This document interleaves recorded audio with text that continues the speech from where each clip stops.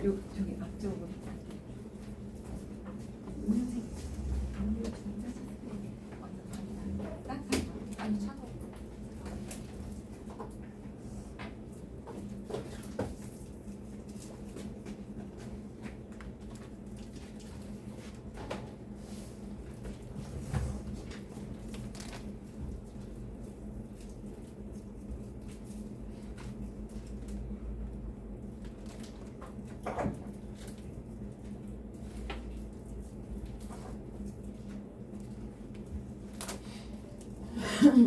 네, 뒤에 잘 보이시나요? 네, 저희 오늘 설명회의 때 사용하는 자료들은요, 어머님들이 보셔야 되는 내용들은 저희가 정리해서 그 웹페이지로 받아보실 수 있게끔 링크를 우리 끝나고 나서 보내드릴 예정이고요. 앞에 내용 잘 보시면서 하시면 될 것 같아요. 특별히 뭐 메모를 많이 하시거나 그럴 건 없고요. 중간에 궁금하신 거 내용 나오면 그때 이제 사진 찍으면서 보시면 될 것 같습니다. 우선 먼저 인사드릴게요. 네, 오늘 여러 번 뵀던 어머님인데 오늘 이렇게 보니까 반갑네요. 안녕하세요. 저는 샘마루 대표 원장 모아영입니다. 반갑습니다. 네. 저 이렇게 금요일 저녁에 또 이렇게 귀한 시간 내서 와주셔서 너무 감사드리고요. 저희 오늘은 현재 중학교 1학년 친구들이 이제 본격적으로 처음 집필고사를 보는 2학기 이제 시작 학교에서 막 개학했죠. 사실 저도 이번 개학이 굉장히 기다렸었던 사람이고요. 어머님들 저랑 같은 마음이실 거라 생각해요. 방학이 꽤 길게 느껴졌습니다. 원래도 항상 힘들고 뭔가 바쁜 것도 있었지만 제가 이번 여름방학 때는 중학교 2학년 학생들 대상으로 오전에 특강들을 계속 진행을 했었던 부분이 있거든요. 이제 저희가 이제 필수적인데 필요한 건데 좀 수업적인 한계가 있어서 중학교 2학년 대상에 무료 특강을 오전에 좀 계속 진행을 하다 보니까 이번에 그 어느 때보다 개학이 좀 기다려졌던 그런 방학인 것 같습니다. 네, 우리 중학교 1학년 친구들은 한국 삼립중학교는 1학기에도 중간고사, 기말고사를 치르긴 하지만 대부분 다른 학교들은 그렇지 않잖아요. 이제 그러다 보니까 이제 본격적으로 뭔가 집필고사다라는 거를 2학기 때 처음 겪게 됩니다. 그리고 실제 시험을 보는 거는 거의 한 12월 정도 돼야 보는 학교들이 대부분인데요. 그런데 지금부터 이제 2학기를 어떻게 준비해야 되는 마음가짐으로 가야 되는가. 사실 오늘 중학교 1학년 어머님들만 모시고 제가 얘기를 나누다 보니까 당장 중간고사, 기말고사, 집필고사뿐만 아니라 우리 중1 친구들 어떻게 공부해야 되는지 전반적인 설명 좀 같이 드려보겠습니다. 그래서 오늘 이제 4가지를 저희가 중점적으로 말씀을 드릴 건데 초등학교, 중학교 거치고 1학기와 2학기 거쳐서 지나가면서 현재 교육과정에서 우리 친구들이 어느 단원들을 학습하고 있는지 좀 설명드리고요. 학교 시험이라고 하는 게 실체가 무엇이고 어떻게 구성이 되어 있는가, 그리고 저희 샘마루에서는 그래서 학생들도 어떻게 지도하고 있고 우리 친구들 앞으로 2학기를 어떻게 이제 지나갈 것인가 전반적인 내용을 드릴 겁니다. 제가 오늘 좀 아무래도 학생 개별적으로 한 명 한 명에 대한 얘기를 다 나눌 수는 없지만 제가 가능한 많은 케이스에 대한 얘기를 해드릴 거고요. 그리고 또 선생님들하고 담임선생님들하고 세부이랑 이제 상담에서 또 저희가 나눌 수 있는 얘기들이 있으니까 오늘은 제가 이제 경험한 부분들에서 데이터를 가지고 좀 말씀드리겠습니다. 제가 별내에서 수업을 한 건 벌써 12년 차예요. 같은 자리에서 12년째 수업을 하고 있다 보니까 우리 지역의 중학교 1학년 친구들을 12번째 만나고 있습니다. 네, 그리고 지금 초등학교 4학년부터 고3까지 저희 학원에 스쳐 지나간 친구들 열심히 하고 있는 친구들 포함해서 벌써 1,500명이 넘어가고 있더라고요. 그래서 제가 우리 지역에서 이렇게 오랫동안 이제 경험한 것들, 그다음에 실제로 쌓은 데이터들을 가지고 우리 친구들 초중고를 어떻게 이제 지나가고 있고, 그리고 이제 같은 학년을 12번 지켜보면서 우리 친구들도 변화하고 올해는 또 달라라고 하고 느껴지는 부분들이 있거든요. 그래서 이제 제가 오늘 여러 가지 관점으로 설명드리겠습니다.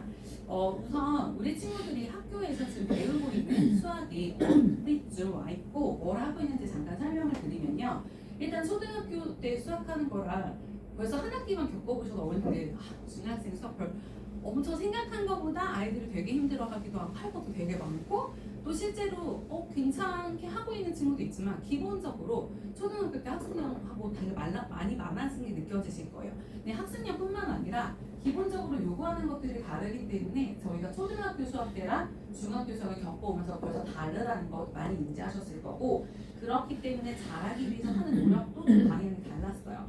1학기 때 이제 느끼셨겠지만 초등학교 때는 어쨌든 구체적인 수에 대해서 다룬다면 중학교 수학에서 기본적으로 어떤 문자를 가지고 수식을 표현하고 어떤 걸 구체화시키고 그 논리적으로 설명하는 거. 그 대상 자체가 수학이 수에 대한 개념보다는 어떤 문자로 추상적인 개념을 갖고 가는 게 훨씬 더 많아졌죠.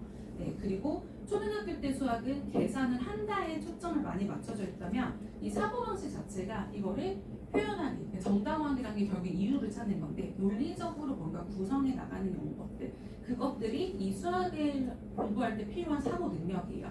그러다 보니까 이제 답도 저희가 계산을 해서 열심히 답을 구하는 게 초등학교 수학이었다면 중학교 수학에서는 식을 세우거나 조건을 찾거나 그 과정을 다 써야 되는, 그리고 그거를 내가 생각을 충분히 할 수 있어야 되는 이런 형태의 답들이 많이 나와 있습니다. 그러다 보니까 아이들 입장에서는 초등학교 때는 연산만 정확해도 절반 이상은 사실 먹고 들어가는 거였죠. 근데 중학교가 되니까 이 추상화하는 부분을 잘하고 논리적 사고가 받쳐줘야 돼요.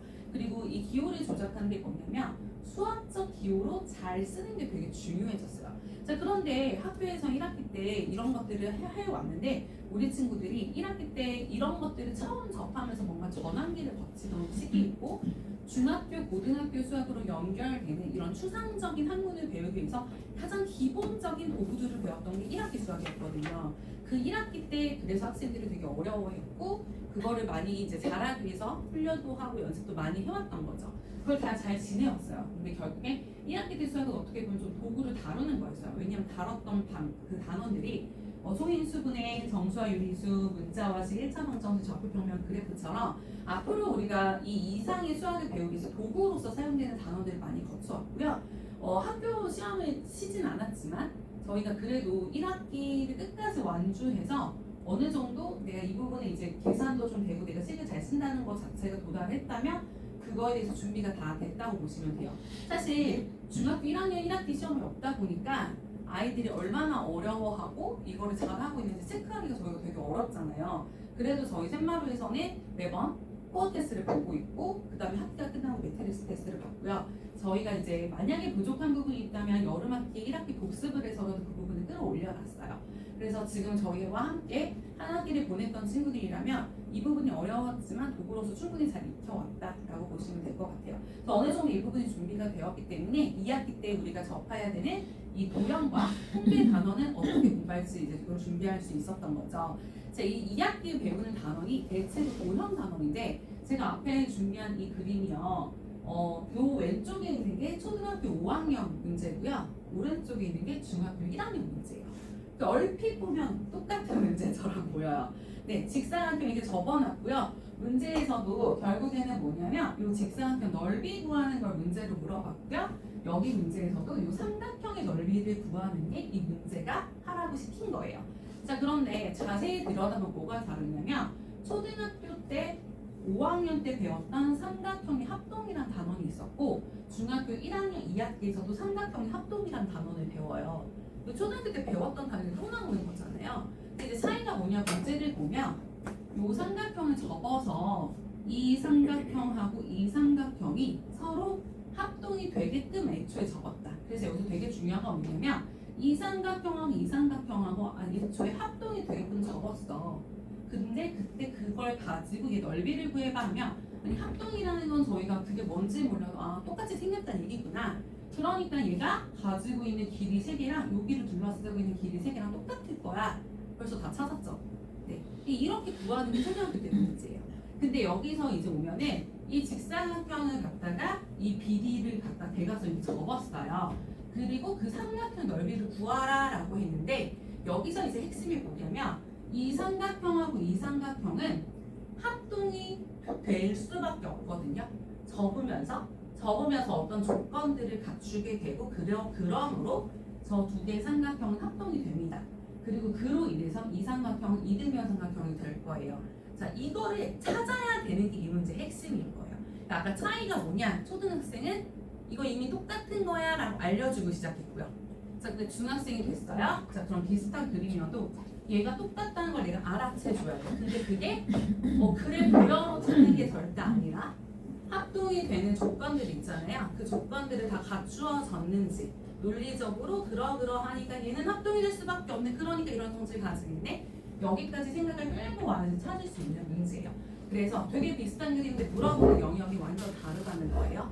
그래서 초등학교 때 이 부분이 도형을 잘하던 친구 중학교는 왜 어려워해요? 라는 질문을 참 많이 받아요. 그런데 초등학교 때 배우는 도형들은 굉장히 직관적이에요. 그림을 보고 그리고 겹쳐지지? 그러면 왜 그렇게 되는 걸 물어보는 게 아니라 겹쳐지는 거야. 얘는 이런 성질을 가져. 이런 걸 우리가 삼각형에서 세 변이 다 똑같다고 할 거야. 그러니까 이렇게만 얘기를 하고 직관적으로 이해하도록 가르치는 게 초등학교 수학이에요. 그게 교과서에도 그렇게 나와 있는 거예요. 근데 중학교에서는 그게 그러면 왜 똑같아? 이걸 물어보는 게 중학교 수학이고요. 그게 왜 똑같은지 해서 그림을 보고 찾는 게 아니라 어떤 조건들을 가지고 제가 같아질 수밖에 없는지를 확인하는 게 이 중학교 과정이에요. 그래서 중학교 수학에서 반드시 논리를 물어보는 게 있고요. 초등학교 때 수학을 도형을 어려워했던 친구들 중에서 중학교 와서 오히려 도형을 잘하는 친구들이 있어요. 왜냐면 그림만 보고서는 선생님 왜 이렇게 되는 거예요? 라고 이해가 안 됐던 건데 논리적으로 그거를 뒷받침하는 근거를 갖고 생각하니까 이렇게 돼서 이렇게 돼서 이렇게 되는구나. 오히려 그게 그냥 그림만 보고서 감각적으로 하는 게 아니기 때문에 자연스럽게 알게 되는 이런 상황이 더 많아요. 그래서 논리적인 게 훨씬 더 강해지는데 그것들을 실제 1학년 2학기에 센수한테 있는 수학 문제거든요. 근데 이게 정말 많이 나오는 문제라서 제가 여기다 넣어놨어요. 이게 문제예요, 어머님들. 그러니까 아이들은 초등학교 과정을 하다가 왜 이런 걸 물어보는 게 수학이냐고 자꾸 얘기하는데 수학이 결국에는 얘가 왜 합동인지를 설명하세요. 어떤 조건을 갖추었길래 그리고 그로 인해서 파생되는 추가적인 성질을 왜 가지게 되는지 설명하라고 하고 정삼각형이 됐는데 왜 정삼각형이라고 부를 수 있는지 근거를 찾으라고 해요. 그래서 이걸 하려면은 아이들이 개념을 되게 정확하게 알아야 되고요. 그리고 그걸 가지고 여기다 끌어다 써서 얘가 왜 그런지 설명하는데 그걸 근거로 제시할 수 있어야 돼요. 그래서 이런 식의 접근이 굉장히 많고 학교에서 단골로 나오는 수행평가 문제예요. 자, 그래서 수행평가가 생각보다 아이들이 어렵거나 조금 준비할 때 좀 신경을 써야 되는 이유가 이 문제 이렇게 푸는 거야 라고 하거나 문제를 많이 풀어봐서 유형을 기억한다고 하더라도 이런 문제는 한계가 있어요. 그래서 그렇기 때문에 저희가 개념 설명이 너무 중요한 거예요.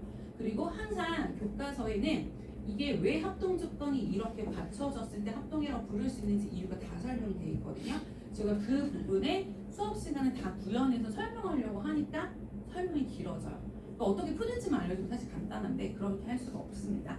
자, 그래서 직관으로 도형을 잘 푸던 아이가 왜를 찾기 시작하면 오히려 어려워집니다. 그래서 그 부분이 저희가 낚이지 않도록 함정에 빠지지 않도록 준비를 잘 해야 되는 부분이고요. 2학기에는 좀 더 1학기 때 어떻게 보면 했던 것보다 더 논리적이고 더 체계적으로 생각하는 연습을 많이 하게끔 단원들이 구성되어 있습니다.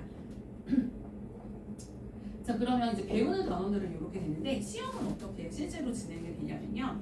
2학기 때 단원들은 기본적으로 요 8개 단원이 보는 학교에서 2학기 때 배우는 단원이에요. 보시면 도형이 6, 5, 6, 7 단원이 있고 8단원이 통계라고 하는 자료의 정의와 해석이라는 단원이 있습니다. 자, 그래서 5, 6, 7단원에 대해서는 초등학교 때 배웠던 도형을 깔고 그걸 감싸면서 들어가는 개념이라고 생각하시면 돼요.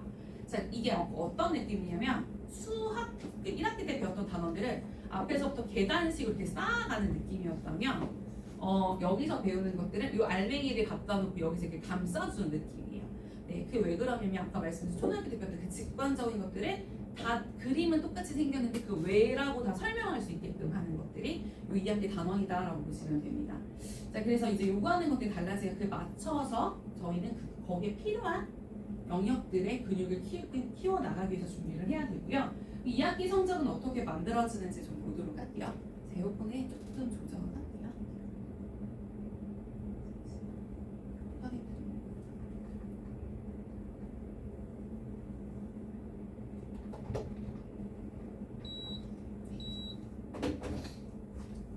우선은 별가람중학교, 한별중학교, 화적중학교는 즉필고사는 2학기 내내 한 번만 봅니다. 제가 여기다 따로 써놓지 않았던 태계원 중학교도 마찬가지고요. 한국 3류 중학교만 중간고사, 기말고사, 지필고사를 2번 봅니다.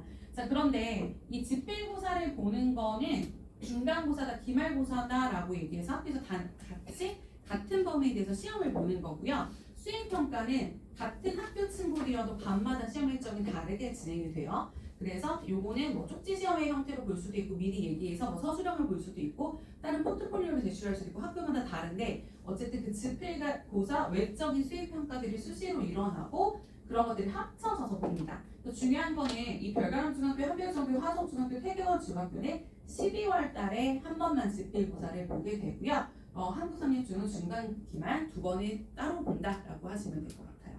자, 그래서 이제 일정들이 나와 있는데 저희가 집필고사 일정이 지금까지 학교에서 발표된 건 요거예요. 근데 아직 이제 아이들이 이제 개학해서 이번 주 학교 갔잖아요. 그래서 변동수가 좀 남아 있어서 지금 혹시라도 변동이 된다 그러면 바로 또 안내를 해드릴 거고 12월 2주차에서 3주차에 걸쳐서 대부분 두 번째 집필고사 기간에 아이들 대부분이가 지금 2학년, 3학년이 하는 기말고사 기간에 함께 집필고사를 본다고 생각하시면 돼요. 자, 그런데 저희가 놓치면 안 되는 게 뭐냐면 기말고사는 12월에 보는데 9월 달부터 수행평가가 바로 시작됩니다.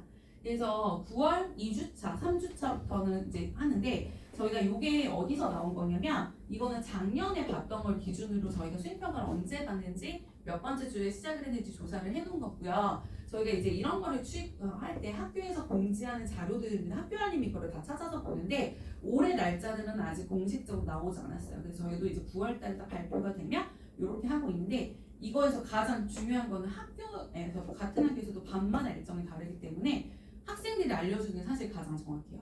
학교에서 딱 뭔가 듣잖아요. 저희한테 바로 알려줘야지 일정에 대해서 바로 반영이 됩니다. 근데 여기서 중요한 건 뭐냐면 집필고사가 생각보다 비중이 낮습니다.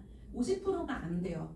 네, 학교마다 다르지만 별가람 중학교, 논술, 서술형 40%, 한별중학교, 화적중학교 45%, 46% 이렇게 가는데 이거는 지금 집필고사에서도 서술형 부분 말씀드린 거고 그 외적으로 서술형과 논술형으로 평가되는 비중이 이렇게 높다는 거예요. 그래서 사실 그 저희 엄마 세대에서 학교에서 시험을 봤었을 때랑 요즘 친구들의 시험지에 보면은 굉장히 느낌이 다를 거예요. 그래서 시험 어떻게 나오는지도 그래서 보여드릴게요. 그리고 실제로 저 수행평가뿐만 아니라 집필고사라고 하는 거 안에도 논술 문제가 다 들어있거든요. 그래서 제일 많았던 이제 별가람 중학교 이제 30점 배정부터 시작해서 학교마다 다 다른데 이거만 보면은 별가람 중학교가 집필 논술이 30점이나 거 되게 높구나라고 생각하실 수 있는데 이거를 집필고사 외적으로 수행평가까지 같이 보시긴 해야 돼요. 네, 수행평가에서는 여기서 많이 봤으니까 그 논술을 좀 덜 볼 수도 있어요. 그래서 아까 앞에서 나온 요거는 그 학기의 통째로에 있는 거에서 서술형이 몇 % 차지하는 거냐는 거거든요. 그래서 집필고사에서는 비중이 조금 낮다고 보이지만 수행평가에서 논술이나 그런 것들 더 많이 볼 수도 있다. 그래서 어쨌든 학교 한 번 집필고사 안에는 이렇게 들어가 있고요. 이 집필고사의 문항수가 보통은 20문제 이상이에요. 생각보다 문항수가 많은데요. 학교에서 시험 볼 때 45분 주거든요. 네, 그런데 23문제예요. 평균적으로. 그러다 보니까 학생들 입장에서는 이걸 한 문제를 2분 이상 붙들고 있으면 안 돼요. 네, 근데 OMR 카드 써야 되고 서술형은요 답안지 따로 작성해야 됩니다. 그래서 생각보다 시간이 굉장히 촉박하다고 하는 이유들이 문항수가 꽤 있고요. 그리고 제가 복병이라고 항상 얘기하는 게 뭐냐면 별가람 중학교와 한별 중학교 같은 경우에요. 기말고사 12월 달에 보잖아요. 이 친구들 전범이에요. 시험범이에요. 2학기 전체. 네, 이거 되게 부담이에요. 학생들 입장에서. 왜냐면 저희가 어쨌든 여러 번의 처음부터 끝까지를 반복을 해서 끌어올리거나 기억력을 올릴 때가 있잖아요. 근데 어쨌든 100페이지 시험범인 거랑 50페이지랑 느낌이 다르잖아요. 그러니까 수학이 아무리 외워서 푸는 게 아니라고 해도 아이들 입장에서 이게 넓은 범위를 보는 게 그만큼 좀 하는 게 넓어지면 본인이 취약한 부분이 많아질 가능성이 높아요. 근데 그것 때문에 그래요. 그래서 저희가 이제 어쨌든 그 넓은 범위에 대해서 준비를 평상시 해야 된다.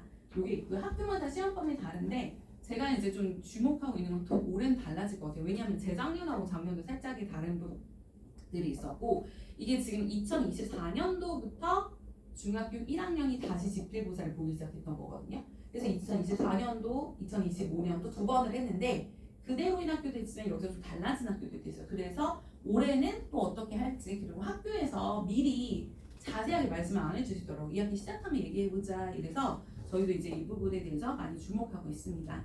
자, 그러면 학교마다 조금 하나씩 세부적으로 볼게요. 지금 별가람 중학교 같은 경우 2024년도, 2025년도 저희가 세계 진학률 배점이 높은 문제들, 그 다음에 저 주황색으로 표시되어 있는 서술형 문항들이에요.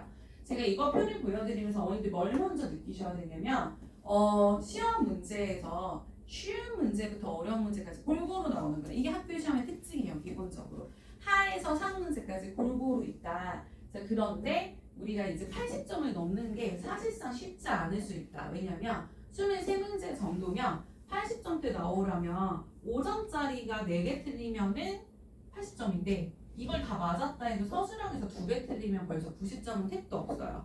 네, 저기서 부분 점수를 획득했다 해도 그래서 23문제, 24문제 정도 나오는 상황에서 아이들이 논술에서 한 문제 틀리고 뭐 하나 정도는 뭐 감점 있고 여기서 변별력 있는 문제 하나 놓쳤다? 그럼 80점이 간당간당한 상황이에요, 사실은.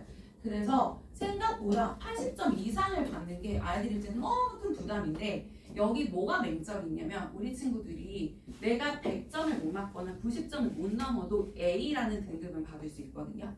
그래서 아이들이 평상시 공부할 때 자꾸 우리 학교 시험에 이런 건 안 나와. 혹은 이 정도 하나 틀려서 내가 그래도 90점을 넘을 수 있어 라는 생각에 약간 어렵거나 약간 이제 복잡한 문제를 만나잖아요. 끝까지 해볼 생각을 하는 게 아니라 살짝씩 뭔가 남겨놔요. 뭔가 하긴 했는데 안 하진 않았어. 근데 이게 100% 해소가 된 건 아닌데 자꾸 여기다가 그냥 좀 밀어놔요. 내가 이 정도 하나는 몰라도 90점 맞을 수 있어. 근데 그런 게 한 2-3개만 쌓이면 네, 그 내가 쌓아놓은 그 안에 2-3개 나오면 여기는 처참하게 무너져요. 생각보다 고득점을 할 때 평상시에 아이가 잘하고 있는데 시험 때 가서 좀 놓치는 게 생겼다는데 저희가 중간에 계속 그 잔소리가 들어갔을 거거든요. 네, 그래서 약간 어려운 문제를 만났을 때 끝까지 가는 힘이 결국에는 되게 필요해요. 그게 안 되면 80점 이상은 사실 택도 없고요. 70점을 맞는 느낌이 70점대까지 도달한다는 것도 여기서부터 여기까지 더 구멍이 있으면 안 돼요. 그거 다 맞아도 지금 70점이 안 될 겁니다. 네, 이런 상황이에요. 그래서 어머님들이 뭘 보셔야 되냐면 생각보다 문항수가 많고 하면서 배점이 크다 보니까 난이도도 골고루 있고 그리고 그러다 보니까 아이들이 고득점을 하는 거는 꾸준히 정말 준비해서 잘하는 친구들만 할 수 있는 거예요. 그래서 그렇게 쉽게 그냥 가져가는 거 많지 않습니다. 그리고 제가 이제 이 학교에 대해서 기출문제 분석하면서 항상 느끼는 게 우리 지역 학교들은 이게 골고루 나와 있고 충분히 저 주황색이나 파란색 파트에서 변별력을 주고 있어요. 이게 되게 중요해요. 아이들이 그 정도로 노력 안 하고 고민 안 하고 쉽게 다 맞아버리는 문제를 학교에서 자꾸 내게 되면 아이들은 그런 거 우리 학교 시험 문제 안 나와라는 거에 점점 더 다 같이 공부를 안 하거든요. 근데 이 부분이 날카롭게 되고 있기 때문에 별내에 있는 모든 학교들이 다 좋은 쪽으로 발전하고 있는 거예요. 아이들 입장에서 좀 어려웠었던 문항들은 이렇게 이제 등장을 했었는데 제가 이렇게 보는 것보다 시험지 직접 보여드리는 게 나을 것 같아서 여기 이제 12번의 원뿔 굴리기 여기 2025년 나왔던 건데 여기 이제 제가 넣었던 이유가 이게 그 작년에 3군데 학교에서 나왔던 문제예요. 저희 6개 학교 분석 중에서 3군데인가 4군데에서 나왔어요. 그 정도로 되게 단골로 나오는데 그렇게 단골로 나오는 문제 저희가 얼마나 준비를 많이 시켰겠어요. 작년에만 많이 나왔어요. 근데 매년 자주 나오던 문제예요. 근데 이런 문제가 어려운 거 나오는 거 알면서도 그런데 풀어봤었으나 그때는 알 것 같은데 내가 몇 번을 다시 풀어봤는데 아직도 헷갈리게 남아있는 사람들이 시험 같은 거 놓쳤을 거예요. 어쨌든 요로 이제 얘를 굴려서 가는 게 여기서 제가 말씀드리고 싶었던 거는 4점짜리 문제예요. 이게 여기서 이제 어디 정도에 위치하고 있는지 보셔야 되는데 여기 4점짜리 문제는 요 라인이에요. 그러니까 틀리면 안 되는 문제에 들어있는 거고 기본적으로 단순히 길이를 구한다, 넓이 공식을 안다 해서 풀 수 있는 문제가 아니에요. 문제를 정확하게 읽지 않고 이게 돌렸을 때 어떤 원리로 만들어지는지 이해를 못하는 친구들은 놓칠 수밖에 없습니다. 그리고 여기 이제 8점짜리 논술형 4번 문제인데요. 여기 이제 문제를 주고 1번 문제가 합동의 두 삼각형을 찾아 합동 기호를 사용해서 나타낸 그 이유를 서술하시오. 그 다음에 이 크기를 이 가게 크기를 구하고 그 과정을 서술하시고요. 각자 사선식이죠. 제가 지금 이 친구는 답안지를 보자면서 정말 대단하다고 생각을 했던 이유는 시험지를 갖고 왔는데 이 정도로 쓰여져 있는 되게 유니콘이에요. 근데 왜 그러냐면요. 시험지를 저희가 거둔 거잖아요. 답안지는 따로 써서 낸 거예요. 네. 그러니까 애들이 입장에서 시간이 얼마나 부족할까를 생각해 보셔야 되는 게 여기서 핵심인데 채점도 저희가 어렵고 이게 약간 하기가 어려운 게 시험지는 시험만 보고 아이들은 OMR 카드에다 객관식 체크하고 서술형과 주관식을 쓰는 답안지가 따로 있어요. 거기다가 저거를 써서 그 시간 안에 내는 거예요. 근데 이 친구는 여기다 풀고 이걸 옮겨 적은 거예요. 이 정도가 시간 확보가 되는 학생들은 굉장히 훌륭한 학생입니다. 보통 이럴 시간이 없어요. 답안지에다 일단 쓰는 게 먼저. 왜냐면 시험지 나머지 쓰면 뭐예요? 제가 이것도 교육을 시킨 게 있는데 여기다 다 썼으니까 거기다 안 쓴 애도 실제 있어요, 여러분들. 네, 중학교 1학년이잖아요. 처음이잖아요, 우리 친구들도. 그래서 답안지에다 무조건 잘 써야 되는데 답안지에다가 잘 썼는데 여기다가 아무것도 안 써갖고 오는 경우도 있거든요. 왜냐하면 애들 입장에서는 거기 내는 게 먼저니까 시간이 없죠. 그러니 이거 어떻게 썼는지 사실 저희는 알 수가 없어요. 그러면은. 근데 이 친구는 여기다가도 잘 풀었고 실제 학교에 가봐서도 잘 푼 거고 여기에 이제 보면은 그 기호랑 문제에서 요구하는 거에 맞춰서 아주 잘 쓴 케이스예요. 그래서 이런 연습까지 사실 도달을 해야지 학교 시험 시간 안에 충분히 되는 거고 실제 저런 문제들이 8점짜리인데 이게 그렇다고 해서 좀 다행인 거는 이런 문제는 다 써놓고 하나만 삐끗하면 그냥 통으로 틀리는 건데 얘는 다 잘 썼는데 뭐 하나 빼먹었다 그러면 1, 2점만 깎일 거거든요, 선생님이. 그래서 어쩔 때는 그런 거 보면 논술형을 살리는 친구도 생각보다 많습니다. 그래서 방향을 일단 맞게 쓰는 게 제일 중요하고요. 그다음에 한별중학교 2학기 기말. 그래서 여기도 이제 보시면 문항들이 있는데 여기 이제 아까랑 좀 색깔 배열이 다르죠. 색깔 배열로 보시면 좀 알아요. 중하부터 해서 중상, 논술형 빠바박 해서 저게 이제 파란색 짙은 것들이 변별력 있는 객관식 문제다라는데 여기서 이제 핵심이 됐던 거는 이런 문제예요. 아이들 입장에서 국어라는 문제가 초반에 갑자기 약간 난이도가 튀는 게 나온다. 이게 왜냐면 아이들 입장에서 시간 운용은 완전 멘탈을 깨는 문제라고 생각하시면 돼요. 초반에는 아이들도 알아요. 시험을 보다 보면 한 8번까지 내가 틀리면 안 돼. 쭉쭉쭉 가야 되는데 3번에서 딱 걸렸어. 약간 여기서 그냥 막 갑자기 긴장하고 이게 좀 아닌데? 그럼 뒤에 문제 다 못 보고 하는 친구도 있어요. 그래서 이런 돌발 상황들은 언제든지 나올 수 있는 거고요. 그리고 이제 분포가 보시면 3점하고 4점 이렇게 좀 섞어놨잖아요. 그게 이제 보면은 단원별로 순서대로 가서 그래요. 이 학교의 특징은. 그리고 논술형이 10점으로 한 문제 빡 나온 거예요. 그래서 어떤 문제가 나왔냐면 일단은 이제 중간에 색칠한 부분 넓이가 이 객관식 문제인데 5점짜리거든요. 근데 여기 이제 저희가 이게 5점짜리로 변별력이 좀 있게 나온 게 저희가 일반적으로 변별력을 주는 문제다라고 하는 게 교과서에 나와 있거나 학교에서 나오는 프린트에서도 중상에서 상 정도에 해당하는 문제 있어요. 심화 문제가 아니라 발전 문제 정도인데 이런 것들이 왜 어렵냐면 예전에 비슷한 다른 문제를 풀어봐서 이게 보통 교재에서는 어떻게 많이 나오냐면 요 부분에 대한 그림 일부라던가 요 한쪽에 대한 그림으로 되게 문제들이 되게 많이 나오는 그림이거든요. 근데 이걸 전체를 놓고 이렇게 하는 거는 아이들 입장에서 완전 다른 문제로 인식이 돼요. 그래서 아까 말씀드렸다시피 어떤 문제를 풀어봤었던 경험으로 기억해서 이 문제도 그렇게 풀어서 접근을 하면 절대 안 보이는 게 도형 문제거든요.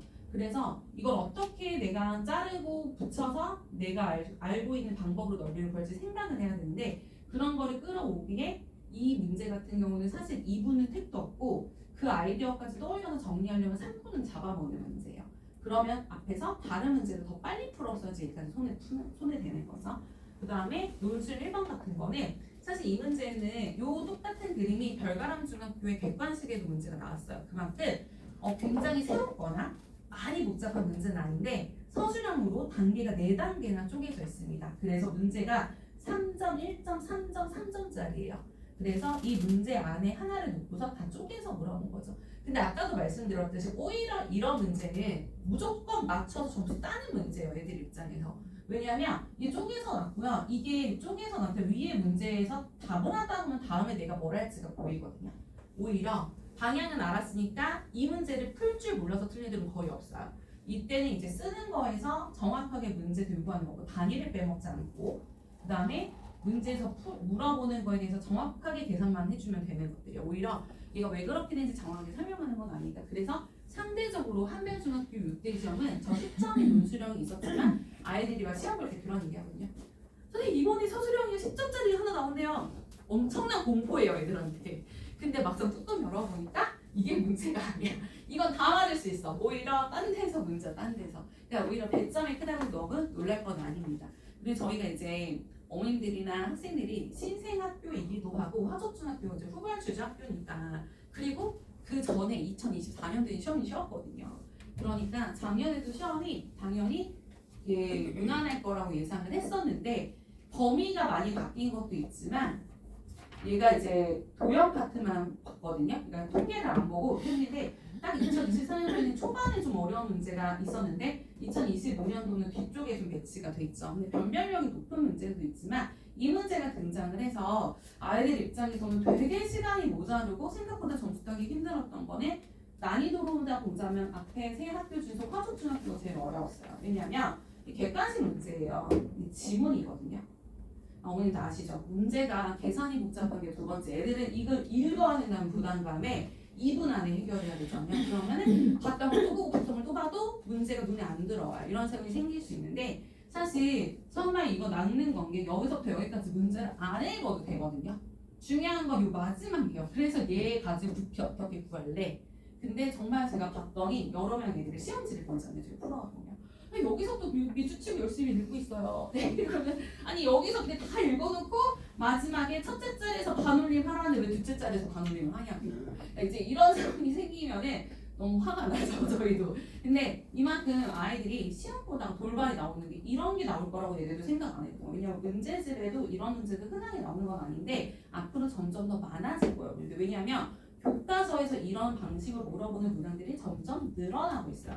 그리고 여기는 이제 계산하는 게 아니라 이 도형이 정사각 열개로 만든 건데 이게 정답면체인지 판단하고 그 정답면체가 아니거든요. 결국은 왜 아닌지 정답면체가 그럼 되려면 어떤 조건을 가져야 되는지에 대해서 쓰라고 해요. 근데 여기 안에 반드시 들어가야 되는 조건이 세 가지가 있거든요. 그거 안 빼놓고 다 썼어야 돼요. 서술을. 그러니까 애들 입장에서는 계산하는 문제가 쉬운 문제예요. 네, 이거를 이유를 설명하려고 하면 머릿속에 알고 있는 거를 갖다가 이렇게 하는 것도 쉽지 않죠. 그래서 이제 마지막에 여기까지 다 준비를 시켜야 됩니다. 그래서 저희가 이런 부분에 잘 작동하기 위해서 어떻게 수업을 하는지 뒤에서 좀 보여드릴 거고요. 그리고 이제 한국삼류 중학교 문제는 100점이요. 네, 이게 동점자가 잘 안 나와요. 저런 식으로 쪼개버리면 소수점 문제들이 되고요.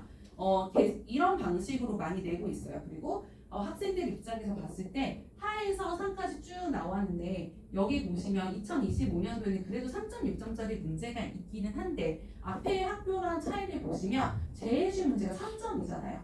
3점, 4점, 5점 이렇게 가거든요. 여기는 스타트가 3.6점이에요.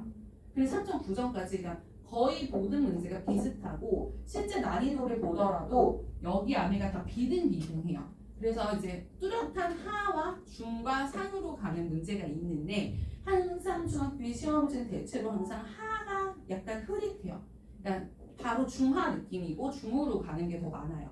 그래서 애들 입장에서는 가장 어려운 문제가 어디서 나왔어? 라고 하면 매번 다르지만 한삼중학교 시험 문제가 더 힘들다고 느끼는 이유 중에 하나는 쉬운 문제 개수가 적으니까 시험 시간을 운용했을 때 항상 시간이 없다는 얘기를 되게 많이 해요. 그리고 특히나 문제를 보면은 제가 여기에 이제 넣지 않았는데 다른 문제들이 어떤 게 있냐면 하나하나 다 세 가지고 뭔가를 따져봐야 되는 것들의 문제가 너무 많아요. 그 얘기는 정말 어려워서가 아니라 이거를 막 하는 과정에서 아이들 입장에서 좀 막 마음이 조급해져서 힘들 만큼 그렇게 시간을 촉박하게 잡아먹는 문제들이 한 10번 안쪽에 여러 개가 깔려 있었어요. 근데 이제 그렇게 돼서 거기서 30초씩이나 1분이라도 한 문제당 더 쓰게 되면 후반부로 갔을 때 굉장히 조급해져요. 그래서 저 뒤에 있는 문제들을 충분히 읽고 고민할 시간이 확보가 안 되는 거죠. 근데 보시면 아시겠지만 뒤에서 문제를 하나 못 풀는 건 앞에 있는 문제 하나 틀린 거랑은 달라요, 상황이. 여기가 이제 오는 어려움이 있는 거고요. 그리고 이 접어서 만든 삼각형 문제라던가 요건데 여기 이제 나왔던 문제 중에 실제 학생들이 가장 어려워했었던 문제 요건게요. 아이들이 제일 어려워하는 유형 중에 하나가 펼친 그림 놓고 입체 도형 상상이 딱 그 문제거든요. 이게 펼쳐놓은 거고 이거를 다시 조립해서 삼형체로 만들었을 때 그거의 부피를 구하는 거예요. 근데 높이가 어딘지를 찾기가 직관적으로 좀 어려운 부분이 있고요. 사실 이 문제는 안 풀어봤던 친구였다면 이 시간 안에 그걸 캐치내는데 좀 어려움이 있었을 거예요. 그 다음에 14번은 틀렸거든요, 이 친구. 근데 제가 이걸 왜 갖고 왔냐면 저희도 다 맞은 문제 보여준 줄 알았는데 네, 근데 이 문제를 틀린 이유가 뭐냐면 여기서 이제 문제가 뭐냐면요. 이 컵을 감싸고 있는 컵홀더의 겉넓이를 구하세요예요. 네. 근데 요 넓이를 더했어요. 닫아. 네. 근데 이걸로 이렇게 틀린 친구들이 이 문제 유형이 작년에 한 3개 학교에서 나왔거든요. 이 학기만 나왔던 문제는 아니에요. 정은재 오답했던 친구들의 90%가 그것 때문에 틀린 거예요. 그러니까 홀더니까 옆에 부분에 컵 홀더의 넓이를 구하시는데 종이컵의 넓이를 구한 거예요. 네, 너무 속이 터지죠. 근데 애들이 이게 순간적으로 어떠냐면 그러니까 다 아는데 정말 눈에 뭐가 씌인데요. 네, 그런 부분도 있고 그리고 또 하나는 하고서 컵홀더였어요. 전 컵인 줄 알았어요. 라고 하는 친구들도 너무 많고 그래서 문제에서 그렇게 아깝게 놓치는 경우도 있는데 자, 이런 경험을 통해서 다시는 똑같은 실수를 2학년 때 안 하면 된다. 제가 항상 하는 얘기고요. 오답의 유형도 정말 다양합니다. 그래서 시험지를 보면.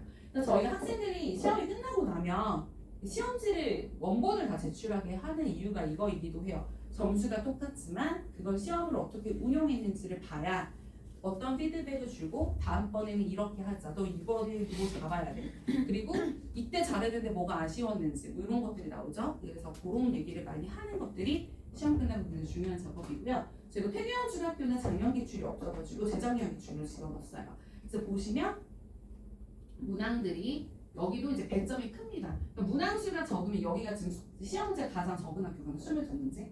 그랬더니 한 문제에 들어가는 것들이 더 높아질 수밖에 없고요. 비교적 조금 무난한 문제들이 많이 나온 게 서술형이 그 난도가 좀 차이가 난다는 게 보이실 거예요.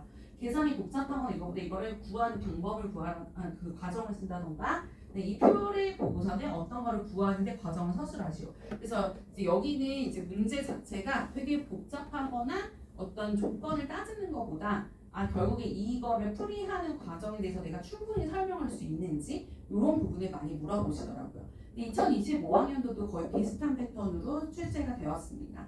그다음에 이제 서울상문중학교 시험 문제도 제가 넣어놨는데 앞에 있는 학교들이랑 일단 운영 방식이 다르기 때문에 난도는 당연히 차이가 날 수밖에 없어요.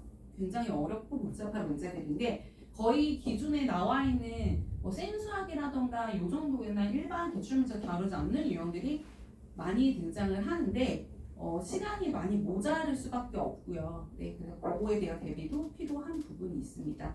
네, 제가 이제 앞에 설명을 쭉 하면서 어머님들이 우리 학교 기출이 좀 다른 학교 기출도 하나 전체적으로 보여드린 이유가 결국 공통적으로 시간이 이제 뒤로 갈수록 뒤에 배점이 있는 문제들이 많이 몰려 있고 그리고 어느 학교든 간에 다 비슷하게 아이들이 어려워할 만한 유형이라고 하는 킬러 문항은 비슷한 문항들을 거의 다 냈어요. 그래서 학교와 연도를 가리지 않고 4번 나오거든요. 자, 그런데 아까 말씀드렸듯이 이 부분을 잘 잡으려면 평상시에 저희가 정말 많이 시키는데 어려운데 이 부분 복잡한데 그걸 끝까지 풀 수 있어야 돼요. 그것도 해봤으니까 조금 어려운데 나 이거 하나 몰라도 100점 아니어도 90점 괜찮아 자꾸 넘어가면 두세 개 쓰면 큰일 나는 거예요. 그래서 그걸 끝까지 잡는 것들이 중요하고요. 마지막 관문이 그래도 서술형일 수밖에 없는데 어떻게 이거를 잘 정리해서 쓸 것인가. 학교마다 좀 요구사항이 다르긴 하지만 결국에는 계산만 돼서 해결할 수는 없고요. 저 마지막까지 잘 마무리를 시켜야 됩니다. 근데 저희가 이제 어쨌든 시험을 볼 때 가장 중요한 거는 시간 배분하는 거, 그다음에 처음 보는 문제를 만났을 때 어떻게 해야 될지, 그다음 과정을 쓰는 훈련이 얼마나 되었는지 이게 결국에는 이 현장에서 좀 갈리는 부분이에요. 그래서 이거를 수업 시간에 물론 공부하면서 새로운 거 배우는 것도 중요하지만 어떻게 끌어올릴 것인가 저희가 매번 고민하는 부분이고 지금까지도 내신을 잘 해왔던 이유이기도 합니다. 네. 제가 물을 갖다 놓지 않았는데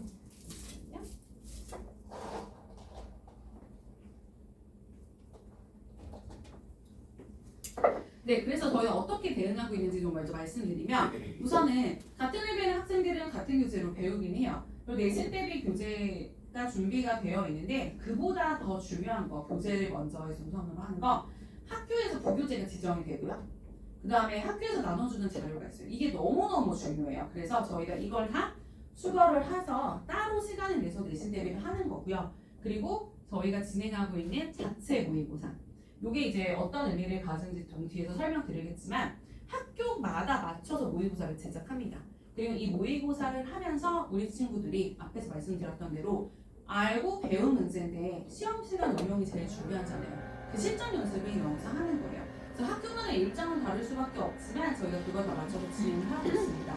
자, 그리고 이 과정을 진행할 때 저희가 중학교 시험은 앞에서 보셨다시피 알아도 실수하는 부분이 생길 수밖에 없고 시험 운용에 대해서 아이들이 배워나가는 시기이기도 해요.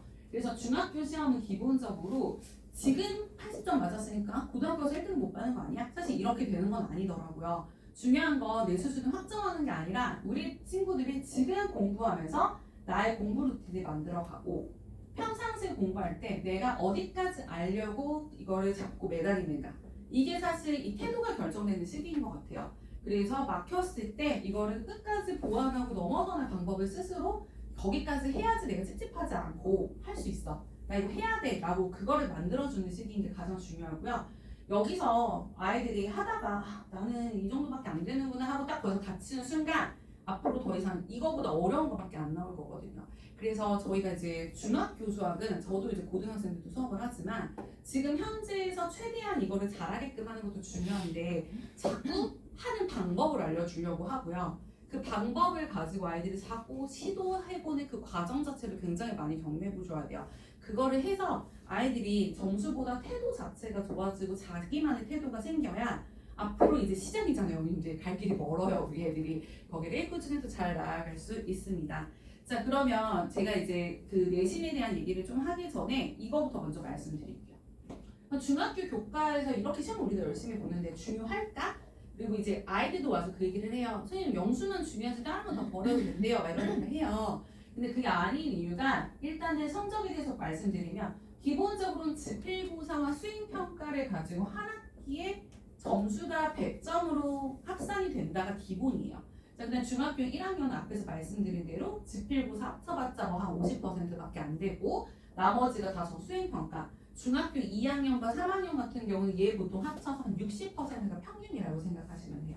자, 그런데 중학교 때는 여기서 성취도 등급이 되니까 한 학기에 100점 만점에 90점 이상 맞으면 A고 80점 이상 맞으면 B가 나오는 거죠. 고등학생이 되면 이게 이제 석차 등급으로 가서 온다고 생각하시면 되는데 여기서 조금 구조적으로 생각을 해보면 아이들이 원전수, 그러니까 중간고사, 기말고사 두 번 본다고 생각을 했을 때요. 중간고사 90점하고 기말고사 90점 맞았는데 수행평가가 20점 만점, 10점 만점, 20점 만점에서 이렇게 감점이 생겼어요. 그러면 20점 만점이 2점 깎였고 10점 만점에서도 2점 깎였고 20점 만점의 논술형 두 번째 수행에서도 2점밖에 안 깎였으면 아이들 입장에서 괜찮다고 느끼겠지만 한 학기 점수를 내보면 총점이 89점이에요. 왜 그러냐면 이게 전체에서 차지하고 있는 비율이 여기다 반영이 되거든요. 얘는 20점 만점에 2점 깎인 게 아니라 전체 100점에서 2점이 깎인 거예요. 그래서 여기서 90점은 100점 중에 90점을 맞은 게 아니라 이 전체에서 부여된 거에 27점 중에서 뭐 2.4점 정도가 깎인 거라고 생각하시면 돼요. 그래서 사실상 점수가 이쪽에서 깎이는 게 총계에서는 훨씬 더 영향이 큽니다. 그러다 보니까 내가 중간고사, 기말고사는 실수도 좀 해서 88점, 85점을 맞았는데 수행평가는 다 잘했어 라고 하면 이 친구가 A가 받는 경우도 있죠. 근데 사실 어머니들은 이거 흔하지 않은 케이스예요. 네, 왜냐하면 아니 수행평가 시험 범위가 다른 게 아니잖아요. 결국에는 내 지필고사 준비를 잘하면 수행평가가 돼요. 근데 이 케이스는 굉장히 흔해요. 네, 왜 흔하냐면 사실 논술형에서 깎이는 것보다 이것 때문에 진짜 많이 깎여요. 수업 시간에 핸드폰 하다 걸렸어요.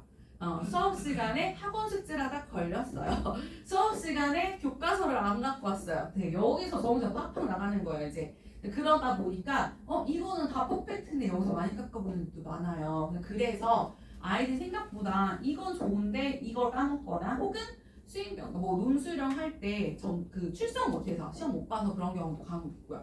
그리고 왜냐면 수행평가는 같은 학교도 반마다 다 다르게 봅니다.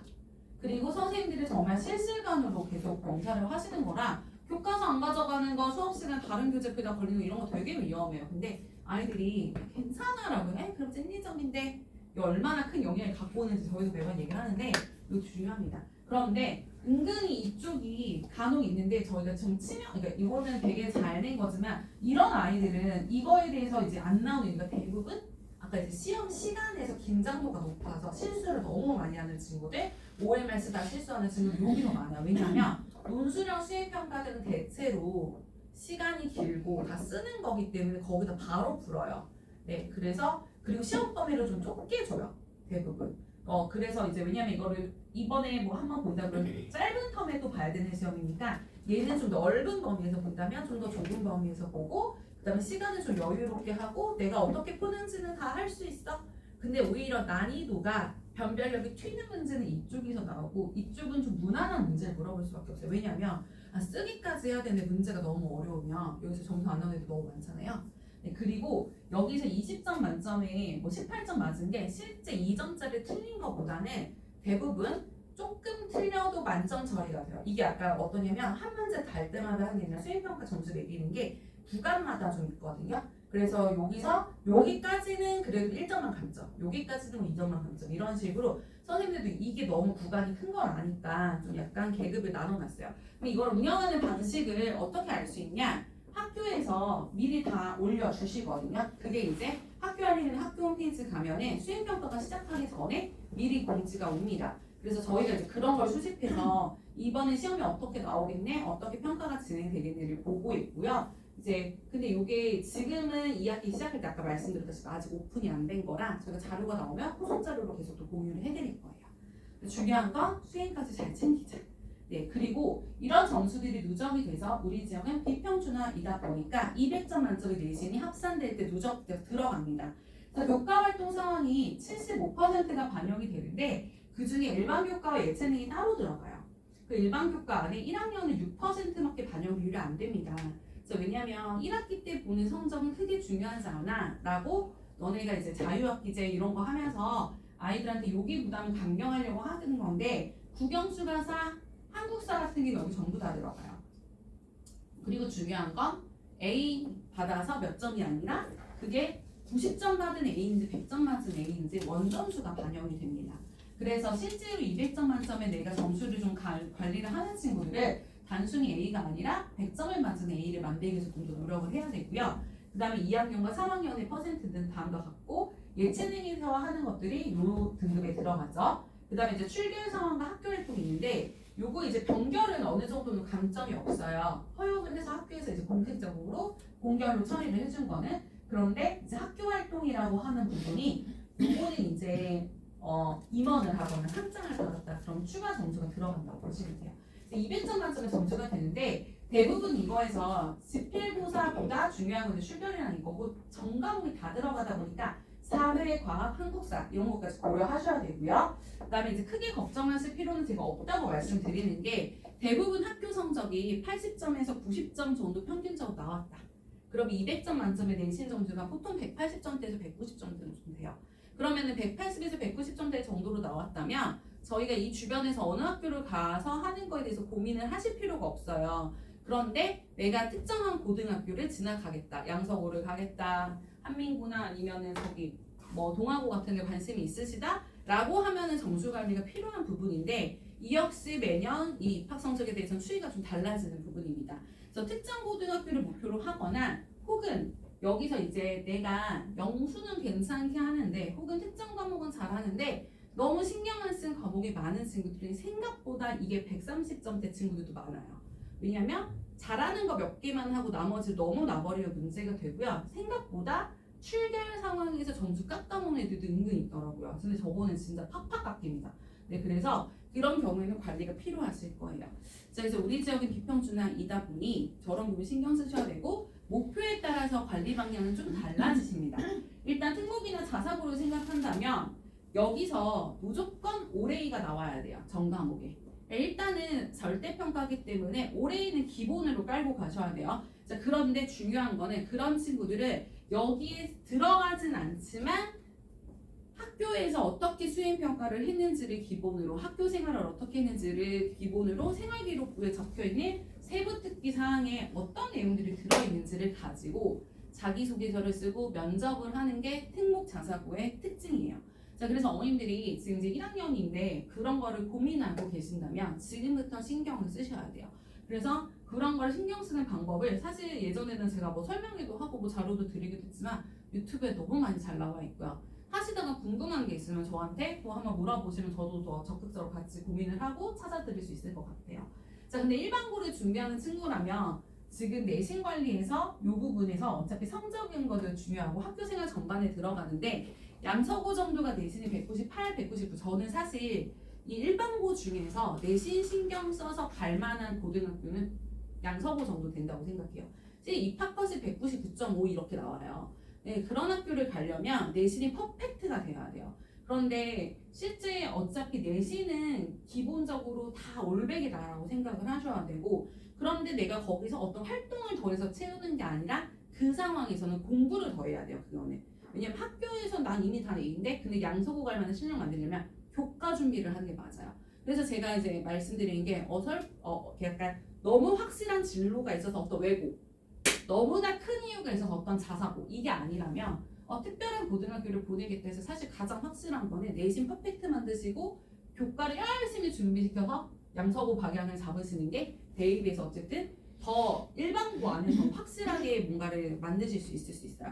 근데 오히려 입시에서 여러 가지 영역에서 막 면접도 준비해야 돼, 자소서도 해야 돼. 그러니까 오히려 이게 더 비교과 영역이 너무 많다 보니까 그런 부분이 더 어렵게 느껴질 수도 있습니다. 근데 어느 쪽이든 간에 이렇게 중학교 과정에서 내신을 하고 학교 생활을 하는 이 과정들이 스스로 관리할 수 있는 능력을 해야 돼요. 근데 중학교 1학년 친구들은 이제 시작이니까 아직 이런 게 너무 어렵고 아직까지는 되게 행복하게 학교 생활했거든요. 즐거웠어요. 시험 못 보다고 뭐라고도 안 해요. 그래서 일단 시험을 쪽지 시험 봤거나 학교에서 시험을 봤다 해도 괜찮아 하고 넘어가요. 아직은 괜찮아요. 근데 이젠 괜찮지 않아요. 왜냐면 이게 굳어버리니까 안 되는 거고, 제가 그걸 굳어지기 전에 아직은 말랑말랑할 때 어머님들하고도 말씀 나누고 우리 애들한테도 얘기를 해서 좀 그 태도를 붙이기를 들어가야 될 것 같고요. 그 붙이기 한 태도를 갖고 고등학교 때 내신 관리하는 거고요. 그리고 학교 생활 그렇게 해왔던 걸 베이스로 고등학교 가서 생기부 채울 겁니다. 지금 고등학교에서 대학으로 가는 단계에서는 이 세 가지가 대학을 가는 가장 큰 출기예요. 그러니까 뭐 뉴스에서 매번 뭐 얘기를 하고 수능이 바뀐다, 뭐 어쩐다 얘기를 해도 이 세 가지는 절대 불변입니다. 지금은. 그런데 중학교 생활에서 하던 거랑 연장선에서 그냥 바로 드러난 게 이 내신과 생기부예요. 아까 말씀드렸던 대로 내신을 100점을 맞았냐? 그게 아니라 스스로 관리했던 그 태도와 루틴. 그러니까 나는 그렇게 해봤어. 그리고 항상 난 좀 신경 쓰고 있었어. 나 못하면 속상해서 내가 다시 보완하기 위해서 어떤 노력을 했어. 나 이거 잘하기 위해서 이거 그냥 넘어가지 않았어. 그러니까 이 루틴이 만들어진 게 굳어져서 그냥 쭉 고등학교까지 가는 거예요. 그리고 수행평가 항상 함부로 넘기지 않고 나 매번 챙겨가고 그거 잘하기 위해서 내 시간과 에너지를 쓰면서 내가 관리했어. 요 태도가 그냥 쭉 가는 거기 때문에 그거를 만들어 주시는 거고, 생활기록부 학교에서 뭐 생활하는 거 수행평가 잘하고 내 진로에 대해서 고민하고 하는 거 중학교 때는 저 부분이 크게 하진 않지만 학교 생활을 충실하게 하는 과정을 그냥 배운다고 생각하시면 저 부분은 만들어져요. 근데 전 여기서 조금 당부드리고 싶은 거는 전과목을 다 이렇게 해야 돼요, 사실. 그러니까 수학하고 영어는 대부분 학원을 다니거나 아이들도 주요 과목이라 생각하니까 잘하려고 신경 쓰잖아요. 근데 우리 친구들이 고등학교 가서 힘든 이유 중에 하나, 그다음 우리 친구들이 문해력이 떨어진다라고 얘기를 자꾸 듣는 이유 중에 하나는 국어나 사회나 과학이나 한국사 같은 과목을 열심히 안 해서 그래요. 사실 중학교 때 그 암기 과목이라고 하는 과목들은 앞으로 그냥 어른이 됐을 때 상식으로 알아야 되는 것들이에요. 전 도덕하고 뭐 기술과정 이런 거 마찬가지인데 그런 걸 할 줄 알아야 나중에 뉴스도 보고 너가 뭔가 필요할 때 그런 걸 하다 보면 이런 게 재밌어 하니까 진로에 대한 연결고리도 생기는 거거든요. 그래서 모든 과목이 다 중요해요, 사실은. 그래서 영어, 수학은 학원에 다니면서 오히려 도움을 받으니까 중요한 과목이니까 하는데 나머지 과목들도 평상시에 신경 써서 그것도 시험을 잘 보게끔 하셔야 돼요. 그러니까 100점이 목표가 아니라 평상시에 계속 공부를 하는 그 태도, 그게 가장 핵심입니다. 그래서 이렇게 관리를 했던 친구들이 중학교 내신을 통해서 이 구조를 먼저 연습을 해보고 고등학교 때 진학을 해야 중학교 때 하면서 아까 말씀드렸잖아요. 진짜 말도 안 되는 실수도 하고 애들이요. OMR 카드 이름을 안 쓰는 친구도 있고요. 네, 서술형 답안지 백지로 내는 애도 있고요. 문제 밀려 쓰는 애도 있어요. 그리고 시험날 늦잠 자서 학교 못 가는 애도 있어요. 근데 중학교 때 이런 거 겪어보면 나은 거예요. 네, 중학교 때 해봐야죠. 시행착오를. 그리고 내가 이렇게 열심히 밤새고 공부했는데 시험 봤는데 점수가 안 나왔어. 그런 것도 경험해봐야 돼요. 왜냐하면 그 처음이 고등학교 가서 다 처음 겪는다 생각하면 어떻게 해야 내가 잘할 수 있는지 아이들이 루틴을 잡을 수 있는 기회가 없어요. 그래서 중학교 때는 시행착오를 충분히 겪어야 되고요. 이때 정말 해본 만큼 자기게 될 거라고 생각합니다.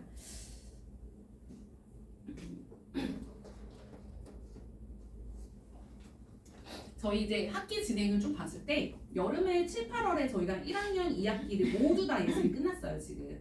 저희가 이렇게 할 수 있었던 건 방학마다 매번 고민을 하지만 저희가 7, 8월 달이 6주밖에 안 되거든요. 2학기 진도를 다 끝내기도 되게 달렸어요. 왜냐하면 딱 계약하자마자 바로 시험 있잖아요. 근데 그래서 학기 할 때 일부 단어만 배우고서는 하기가 너무 어렵고 일단은 다 끝내는데 저희가 어쨌든 반마다 레벨마다 목표하는 것들이 있으니까 지금 해야 되는 것들이랑 이런 차이가 있을 수 있어요.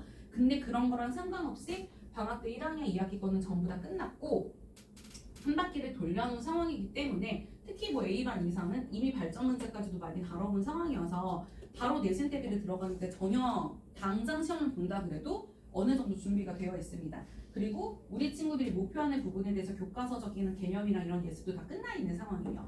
근데 이제 제가 이제 반별로 어디까지 와 있는가 좀 말씀드리면 이게 어머님들이 우리 아이에 해당하는 건 좀 다르게 느끼실 수도 있지만 각 반에서 저희가 이게 수학이라고 하는 게 내가 지금 알아먹을 수 있는 수준이 돼야 되고 풀만한 문제가 했을 때 소화가 되고 여기서 조금 도전해서 더 위로 올라가서 이렇게 할 수 있는 부분이 있어요. 그래서 레벨을 나누는 거는 지금 이 친구가 이해할 수 있는 수준으로 세팅을 해놨다 생각하시면 되고요. 목표가 계속 똑같진 않지만 분명히 올라갈 수 있겠지만 그 목표에 맞게끔 할 수밖에 없어요.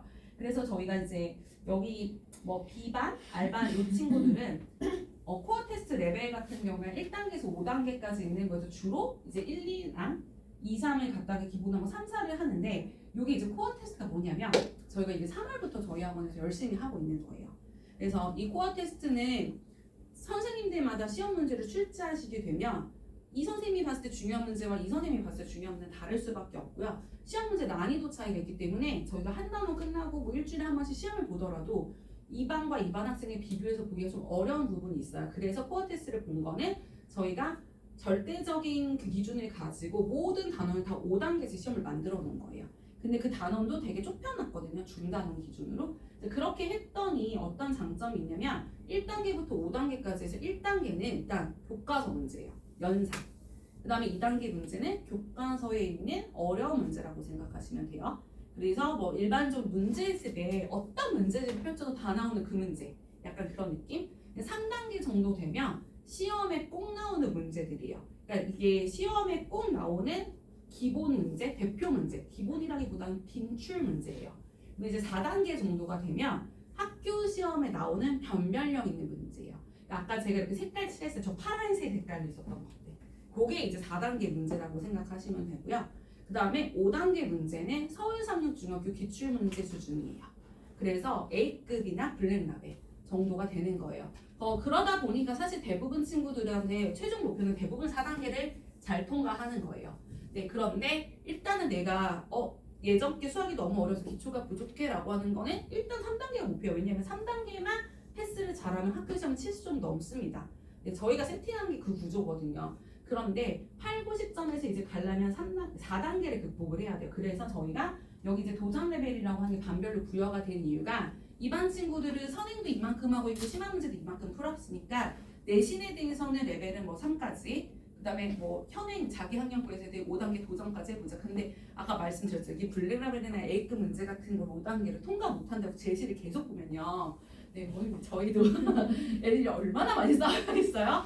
애들도 너무 힘들잖아요. 그래서 저희가 꼭 해야 되는 부분이 있고 도전 레벨이라고 둔 것들이 있기는 해요. 그래서 이제 최상위 그거는 있는데 어쨌든 이렇게 단계를 만들어놔서 본인이 목표하는 내신 점수에 도달할 수 있게끔 수치로 딱딱 볼 수 있게끔 하고 있어요. 네, 그래서 이제 이런 것들을 거쳐와서 하다 보니까 지금 작년도 저희 중학교 1학년 애들의 실적인데 저희 재원생의 학교 시험 점수 평균 87점 그리고 전체 학생 중 11% 이상 100점이고 45% 이상이 90점 이상이었어요. 근데 저희가 이것들을 계속 할 수 있는 이유가 계속 시험을 자주 봐서 그래요. 예, 그리고 사실 여러 학교가 같은 반에 있잖아요. 얘가 시험 볼 때도 있고 제가 시험 볼 때도 이게 다 대처가 되냐 하는데 항상 시험 모드예요. 그냥 계속. 네, 언제 시험을 봐도 괜찮을 정도로 네, 그런 부분으로 준비를 하고 있고요. 특히나 한국상류 중학교 1학년들은 1학기에도 중간고사 기말고사가 있거든요. 저희 그런 것들도 다 잘 해와서 1학기 때 전체 재원생의 36%가 100점을 맞기도 했습니다. 그래서 사실은 내신에서 점수로 보여지는 거는 아까도 뭐 성적은 다는 아니라고 했지만 이 부분도 열심히 타이트하게 하고 있고요. 그리고 저희가 2학기 내용하고 각 반마다 연결되게끔 해서 겨울학기까지 다 준비가 되어 있습니다. 그래서 이제 기본적으로 어머님들이 담임선생님하고 상담을 하시고 저랑도 얘기를 하셨겠지만 우리 아이가 이번 학기, 그다음 다음 학기, 그다음에 내가 2학년 됐을 때까지 먼저 우선순위로 채워야 되는 것들이 있어요. 이게 먼저고 그 다음에 어떤 걸 하고 이렇게 다음으로 가자. 근데 그때 지금 속해져 있는 반의 안에서 프로그램에서 거기 그 반에서 주어진 미션을 충분히 달성하는 게 항상 제 1번의 목표고요. 그렇게 하면서 조금 더 땡길 수 있거나 혹은 뭘 더 보완해야 되는 부분이 생겼을 때 담임 선생님이나 저와 상담하면서 그거 이제 맞춰서 가면 충분히 우상향하는 쪽으로 쭉 발전해 나갈 겁니다. 그래서 반이 한 번 정해지면 절대 끝나는 게 아니고요. 제가 반편성을 시작할 때 이동은 사실 되게 많이 하죠. 왜냐면 지금도 이제 뭐 2학기 시작할 때도 이렇지만 겨울 이게 기말고사 끝나고 겨울방학 시작할 때 뭔가 또 변화가 있을 때 그때 반이 제일 많이 바뀌어요. 근데 그 준비는 학기 도중에 시작하는 거예요. 그러니까 저희가 지금 방학 때 잘 해왔는지 아직은 잘 모를 수도 있는데 중간고사 끝나고 나서 중간에 뭘 하다 보면 그리고 그 시험 대비를 하다 보니까 아이가 많이 성장해서 여기서 조금 이런 것만 더 쳐주면 더 빨리 갈 수 있겠는데 이런 게 보이면 미리 준비를 시켜야 되는 게 있고요. 그리고 하다 보니까 이런 부분에 보완점이 많이 보이면 방학 때 좀 그 부분 더 하자 이런 식으로 될 수도 있어요. 그러다 보니까 지금 2학기 때 저희가 도중에 계속 관찰하면서 피드백 드리는 건 그 부분이 될 거고요. 겨울학기 동안이 사실 가장 큰 기회이긴 해요. 왜냐면 이 시간이 더 여유가 있고 애들이 학교를 안 가는 그 시간에 더 할 수 있잖아요, 뭐든. 그러니까 부족한 것들을 보완하든 아니면 더 달리기 위해서 뭘 더 채우든 할 수 있는 시기인데 그 시기를 잘 활용하시면 충분히 뭔가 그 점프업 할 수 있는 사다리를 또 만들어줄 수 있는 그런 시기가 됩니다. 그래서 제가 이제 오늘 그 링크 보내드릴 때 저희가 다른 내용도 있지만 원장 로드맵 상담이라서 1대1 상담하는 창구를 열어드릴 거예요. 근데 지난번에도 제가 이거를 했는데 한번 올려놓으면 되게 빨리 마감이 되더라고요. 그래서 오늘 상담 제가 설명하기 전에도 새로 회차들을 좀 열어놓고 왔어요. 근데 중학교 1학년 친구라면 학부모님하고 학생하고 같이 오셔서 저랑 셋이서 얘기하는 게 제일 좋아요. 네, 왜냐하면 아이 없이 어머님이랑 저랑 둘이 얘기하면 그 얘기를 결국 얘한테 해줘야 되는 게 가장 큰 문제거든요. 그래서 이제 셋이서 얘기하는 게 가장 도움은 되실 거고요. 그래서 저희가 일단 상담할 때는 사전 설문 받아서 어머님들이 하시고 싶은 얘기가 있잖아요. 얘한테. 얘한테 해주고 싶은 얘기가 있어요. 이거를 제 입을 통해서 하시는 거예요. 그래서 셋이서 얘기를 같이 할 수 있는 기회를 만드니까 뭐 일정 보시고 로드맵 상담 신청해 주시면 좋을 것 같고 그리고 이거는 요 일회성이 아니라 지금 계속 뒤에 추가적으로 일정들이 열리고 있어요. 그래서 뭐 생각나실 때 한 번씩 보시고 신청해 주시면 될 것 같아요. 지금 중학교 과정에서 우리 친구들이 배우는 이 모든 것들이 고등학교 과정하고 연결이 될 텐데요. 실질적으로 1학기 과정이 고등학교 수학에서 사실 가장 결정타기는 해요. 왜냐면 가항식하고 방정식과 함수라고 하는 그 고등학교 수학의 가장 핵심적인 것들이 1학기에 배우는 단원들의 집합체가 이렇게 완성이 된다고 보시면 되거든요.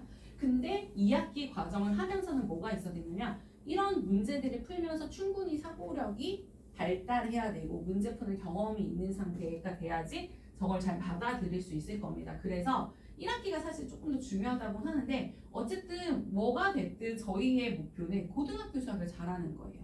네, 그래서 지금 중학교 과정에 대해서 하고 있는 거에서 조금 어려운 것까지. 그래서 저희가 학교 시험이 사실은 좀 이번에 어렵게 나왔대 이런 문제까지 나와 이런 거 별로 신경 안 쓰는 게 어쨌든 조금 어렵게 가르치고 있어요. 왜냐하면 고등학교 잘하려면 이만큼은 해야지라는 그 기준 때문에 모든 반이 그래서 저희가 계속 4단계를 풀려온 거고 학교 시험이 좀 쉽게 나와서 애들이 시험을 잘 볼 수도 있고 근데 어렵게 나왔다고 해서 이런 문제를 그때마다 준비 안 해서 못했다 이거는 말이 안 된다 수학 문제에서 그런 건 없다 라는 과정이 있기 때문에 고등학교 수학을 잘한다는 걸 목표로 두게 되면 어쨌든 기준점이 좀 높아지다 보니까 그걸 향해서 끌고 가고 있습니다. 그래서 저희가 이제 지도를 하는 방식이나 이런 거 좀 더 설명드리면 이미 티칭과 테스트와 코칭이 어떻게 이루어지는지 너무 잘 아실 거예요. 근데 제가 이 티칭 시간에 저희가 공식이 나오는 과정, 개념이 어떻게 이렇게 되는지를 자세히 설명하는 거가 저희 학원의 핵심이다라는 거를 선생님들한테 정말 매일 얘기하는 것 같아요. 왜냐면 이미 잘하고 계시기도 하고 제가 랜덤으로 수업을 녹화한 걸 막 열어서 봐요. 이거 설명 제대로 했는지 안 했는지 확인해야 되니까 그렇게 할 정도인데 왜냐하면 문제를 이렇게 푸는 방법만 알려줘서는 아이들 입장에서는 쉬워요 그게. 그리고 그걸 사실 애들이 더 좋아해요. 그러니까 이 문제 어떻게 푸는지 요령 알려주면. 그런데 실력이 늘지는 않고요. 선생님들도 쉬운 길로 가시면 안 되는 부분이 있고 공식이 나오는 과정을 다 보고 적용할 수 있어야 진짜 아까 그런 서술형의 과정들을 쓸 수 있습니다. 저는 서술형의 과정에서 시작은 거기라고 생각해요. 그리고 코어 테스트가 저희가 정착을 해서 이미 아이들이 잘 하고 있는데 여기서 이해하면서 내가 들었을 때 알겠다가 아니라 진짜 풀 수 있는지 확인하는 거. 그리고 이제 아까 말씀드렸다시피 테스트가 한 단원에 5단계잖아요. 그러다 보니까 보통 아이들이 시험을 보면 단원 평가 같은 거는 한 80점 맞으면 잘했네 하고 넘어갈 수 있어요. 근데 그 들여다보면 매번 틀리고 그 애매한 게 남아 있는 상태인데 못한 점수는 아니잖아요. 80점이. 근데 이제 아이들이 이제 그렇게 하다가 코어 테스트를 보면서 레벨 3이나 레벨 4에서 80점까지 가려면 되게 어렵다고 느끼는 거예요. 왜냐면 자기가 매번 틀렸던 약간 어려운 문제들만 모아놓은 상태에서 패스를 넘어야 되잖아요.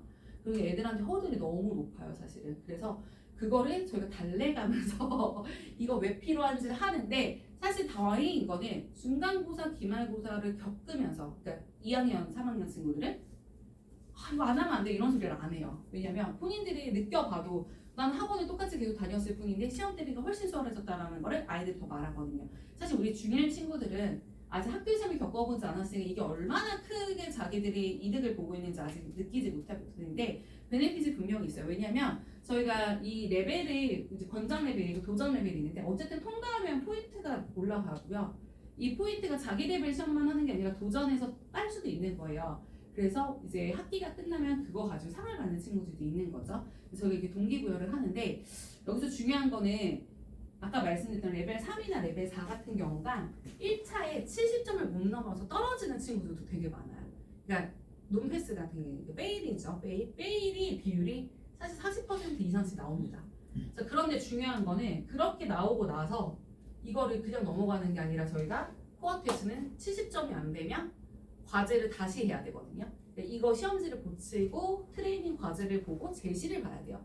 근데 제시를 봤을 때 최종 통과율은 90%가 훌쩍 넘어요. 이건 뭐냐면 이 중간 과정은 선생님이 아주 여기서 저희가 다 쥐어짜고 있다고 생각하시면 돼요. 그러니까 처음에는 어려운 이유가 어려워서도 있고 내가 아는 것 같으니까 애들이 이렇게 다시 공부 안 하고 시험 보는 경우도 되게 많아요.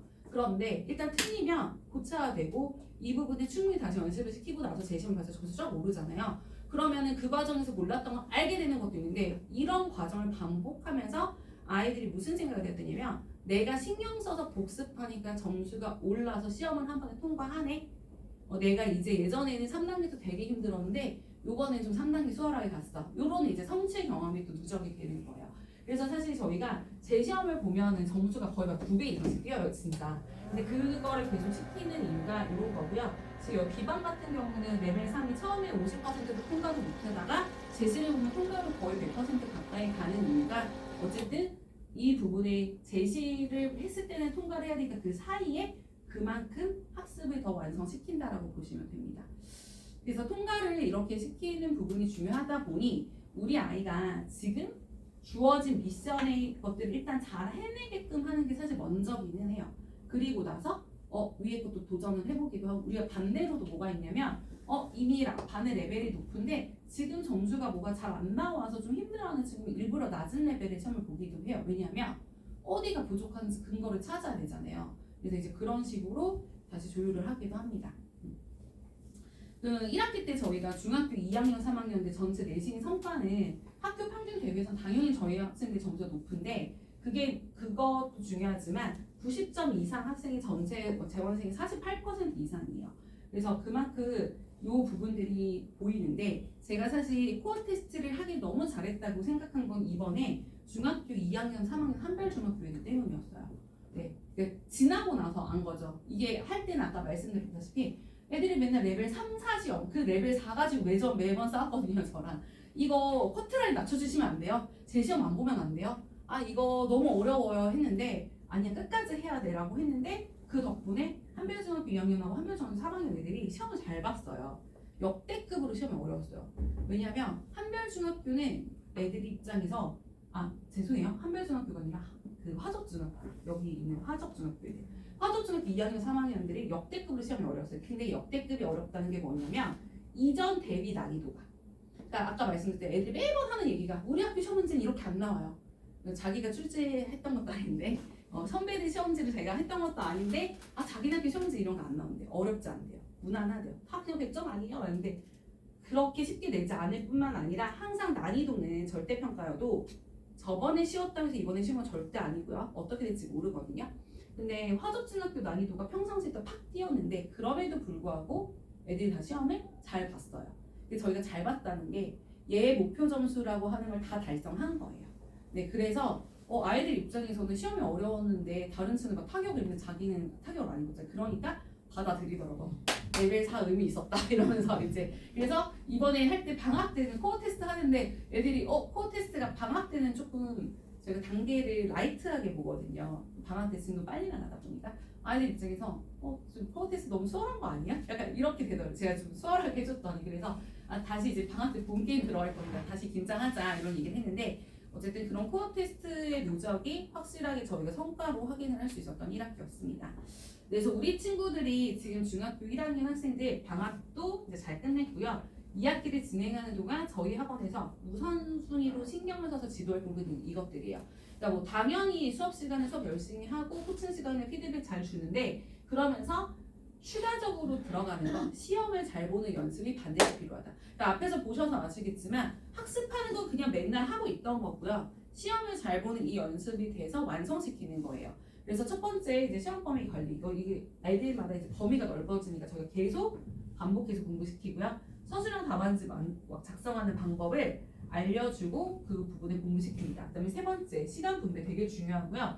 오답 처리를 이제 내가 틀리는 일을 갖다가 어떻게 이제 내가 고치면서 학습을 해야 되는 거죠. 이 네 가지를 훈련을 잘해야 되는데 그렇게 하기 위해서 수준별로 자기네 반에서 하고 있는 교재들이 있으니까 일단 그걸 잘 해야 됩니다. 그리고 한 번 했던 거 응용 발전한다 보면 레이어드 되면서 점점 더 완성도가 올라가게끔 진행을 했고요. 저희가 자랑하고 싶은 건 실전 모의고사예요. 사실은 학교마다 시험 범위가 다르기 때문에 거기 최적화돼서 모의고사를 만드는데 적게가 8회고 많으면 한 15회까지 보거든요. 근데 학교 시험하고 되게 비슷하게 저희가 이렇게 학교 시험지 같은 형태로 줍니다. OMR 카드 따로 주고 서술형도 따로 작성을 해요. 왜냐면 시험 시간 안에 이거를 어떻게 응용해야 되는지가 진짜 중요한데 앞에서 보신 것처럼 일단은 45분 안에 OMR 작성하고 서술형 작성 시간 모자릅니다. 근데 저희 학원에서 반마다 좀 달라요. 35분 기준일 때도 있고 40분 기준일 때도 있어서 애초에 시간을 적게 주고 시험을 보고요. OMR 카드 똑같이 줘서 그것까지 작성하라고 해요. 자, 그런데 이걸 하다 보면 아이들이 어떤 생각이 드냐면 40분이 어떻게 돌아가는지 자기만의 루틴이 생길 거예요. 모의고사 한 10번쯤 보다 보면 똑같은 범위잖아요. 그리고 같은 범위 시험을 10번을 넘게 보면 시간이 이렇게 되면 부족하겠구나. 그러니까 내가 좀 이때 빨리 해야지 이런 것도 있고 아까 말씀드린 것처럼 초반에 어려운 문제가 나왔을 때 혹은 하다가 내가 너무 뻔하게 알 것 같은 문제인데도 막히는 상황이 생겨요. 혹은 뭐 내가 했는데 열심히 풀었는데 객관식에 잘 보기 답이 없어. 아이들 이럴 때 멘붕 오거든요. 진짜. 그럴 때 내가 어떻게 이거를 대처하고 넘어갈지 자기 나름의 요령이 생겨야 돼요. 그 돌발 상황의 경험치를 많이 만들어주는 게 저희가 모의고사 회차를 많이 보는 걸로 진행을 하는 거고요. 그래서 옆에서 친구가 뭐가 있어도 자기가 집중해서 그 몰입해서 할 수 있게끔 하는 거죠. 그래서 이런 상황들을 계속 진행을 하고 있고 시험을 보고 나서 여기서 이제 기출 그 실전 모의고사의 문항은 저희가 전국에 있는 다른 지역까지 해서 기출 문제 베이스로만 시험지를 따로 제작을 하고 있는 거예요. 그래서 시험을 보면서 점수가 기록된 것들을 어머님들한테 중간 피드백을 드릴 거고요. 뭐 점수가 안 나면 이것 역시 또 제 시험을 보고 있습니다. 그래서 어떻게 하고 있는지 그 과정에 대해서 같이 공유해드리는 게 2학기 내내 진행이 될 예정이에요. 그리고 앞에서 말씀드렸던 학교에서 보는 부교재랑 배부자료 이거 진짜 중요한데 저희가 어떻게까지 하냐면 학교에서 받은 자료가 있으면 교재로 정해진 거면 당연히 기본 학습시키고 쌍둥이랑 오답은 당연히 하는데요. 이게 프린트로 받아오는 경우들이 있어요. 그런데 저희 프린트 받아오면 대체로 그 원본이 어디서 나온지까지 찾아요. 왜냐하면 이 문제만 발췌가 되는 건 아니에요. 대부분. 그리고 선생님들이 보통은 이거를 줬다는 거는 이 교재를 이 자료를 다 보고 계시는 거기 때문에 보통 갖고 오면 다 찾아서 통으로 다 공시킵니다. 그냥. 예, 그리고 거기 필요한 자료들 다시 다 재생산해내요. 그러니까 사실 애들 입장에서는 이 문제를 이렇게 푸는 거야 알려주면 기억해서 그때 되게 잘하잖아요. 근데 네, 그러니까 숫자를 바꾸던가 시험지 형태를 바꿔야 돼요. 그래서 이거를 다시 저희가 재생산을 해내는 작업을 하고 있어요. 그걸로 학습을 시키고 그리고 학교 평가 기준에 맞춰서 서술형 같은 건 합니다. 특히 서술형 같은 경우는 학교에서 보통 그 시험을 보는 공지가 딱 뜨면 범위는 이거고 이런 문제가 있는데 그 밑에 반드시 채점 기준이 같이 오픈이 되게 돼 있어요. 그러면 애들한테 이제 그거 사진을 찍어서 담임선생님 무조건 공유해줘라고 해요. 그럼 저희가 이제 그거에 맞춰서 답안지 작성하거나 뭘 준비를 시켜야 되는 것들을 합니다. 근데 공유를 안 해주면 안 되겠죠. 근데 애들한테 제가 매번 교육시키는 건데 그리고 이건 한 학교에 한 학년에 선생님들이 앞반 뒷반이 다른 분이 들어가시면은 보는 게 다를 수도 있어요. 그래서 무조건 자기네 반 애들이 무조건 올려줘야 돼요. 날짜도 다르기 때문에. 그리고 서술형 대비는 앞에 수업에서부터 잘 설계가 되어 있는 부분이에요. 사실 제가 서술형을 쓰는 부분들은 예전에는 당연히 다 잘 쓰는 거 아니야 라고 했어요. 왜냐면 수학 문제를 풀 수 있으면 당연히 써야지. 그게 여기서 나온 거니까. 근데 요즘에는 쓰는 연습을 조금 더 시켜야겠다는 생각은 하고 있고요. 그 쓰는 연습을 시킬 때 저희가 첫 번째로 하는 게 티칭 시간에 선생님들이 여기다 문제를 띄우고 저희가 프리를 써주거든요. 그리고 이 프리를 쓴 화면을 녹화하고요. 그 다음 이거를 프린트를 해줍니다. 그래서 이제 집에 가서 다시 풀 때 사실은 그걸 보면서 다시 풀어봐야지 돼요. 그리고 내가 푼 거랑 선생님 프리를 좀 비교도 할 수 있거나 선생님들이 쓰실 때 서술형에 정말 맞게끔 예쁘게 다 프리 과정 써주세요. 정확하게. 그렇게 쓰도록 해야 돼요. 근데 일단 이게 너무 중요한 이유가 아이들이 서술형 써봐라고 했을 때 그냥 해버리면 어떻게 쓴 게 좋은 풀인지 몰라요.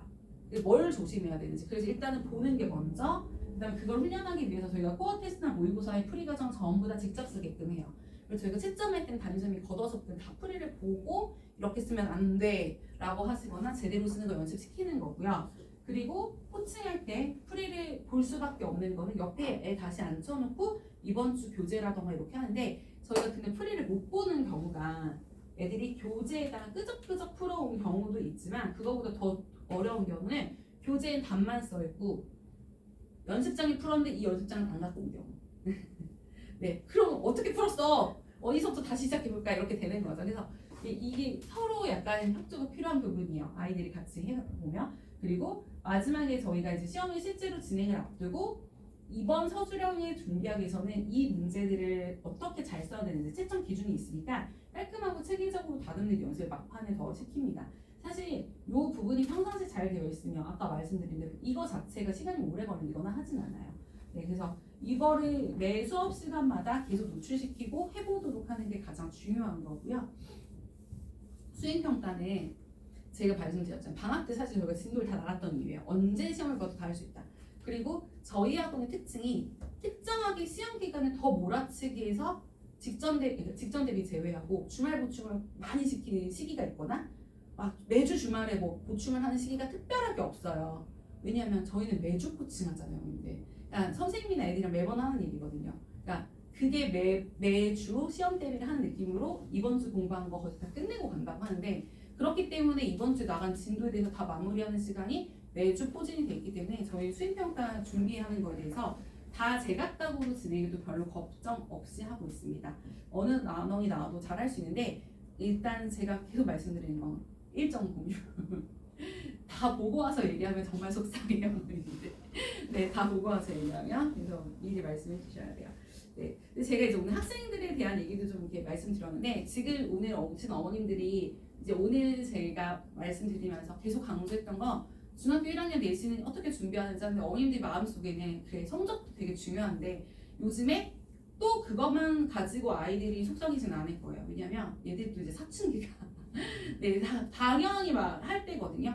제가 아까 말씀드렸지만 제 이 자리에서만 12번째 중2를 만나고 있잖아요.